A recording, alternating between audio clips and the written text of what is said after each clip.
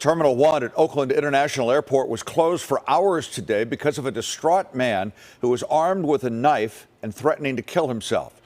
Police, though, were able to de-escalate the frightening situation in part with the turn of a knob. KTVU's Tom Vakar here now with what happened and how it ended. Tom? Quite a story. Patience and persistence on the part of some Alameda County deputy sheriffs kept a distraught man from being potentially shot to death. Oakland Airport's Terminal 1 was evacuated and closed for more than 4 hours, the incident beginning at 6 a.m. Tuesday morning. An African-American man between 30 and 40 years old handed a TSA agent a confusing and disjointed note. But they were able to make out the fact that he was asking for help. Alameda County deputy sheriffs evacuated the entire terminal.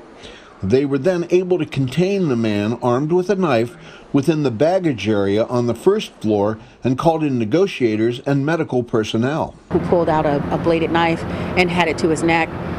The entire time he was very highly agitated. However, he was only threatening to harm himself. A car illegally parked outside the terminal also had a note inside saying, "Help."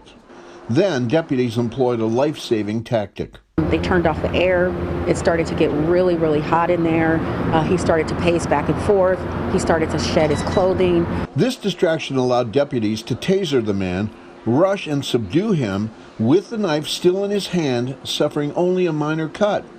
Though some flights were affected, Terminal 1 passengers were eventually routed to their planes through Southwest's Terminal 2 and the walkway connecting it to Terminal 1's secure second floor. None of our staff, no airport staff, and no customers showing up to fly out here today were harmed. Anti-policing violence advocate Kat Brooks says an even more graduated approach would have eliminated even the need for the sometimes deadly taser. We're at a point in the conversation, particularly here in Oakland, where a lot of this dialogue was born, where we should already be at a point where they're calling in mental health first, or they're calling a partner, at the Roots Clinic, calling somebody from the county.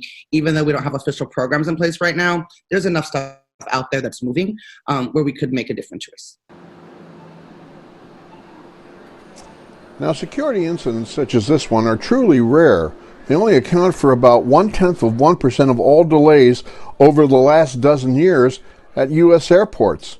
Airline, traffic control issues, and even extreme weather account for 99.9% of all the delays.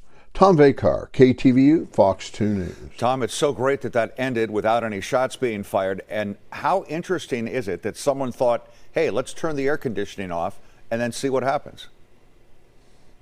Well, I think it was very, very smart. Now, the important thing, according to Kat Brooks, and I think she makes a point here, what we got to be careful about doing now is criminalizing this thing. Whatever he did for probably reasons having to do with mental stability. He shouldn't be put in jail for that. He needs to be given the kind of help that people in that condition really need. So if we don't criminalize it, then it really is a win-win.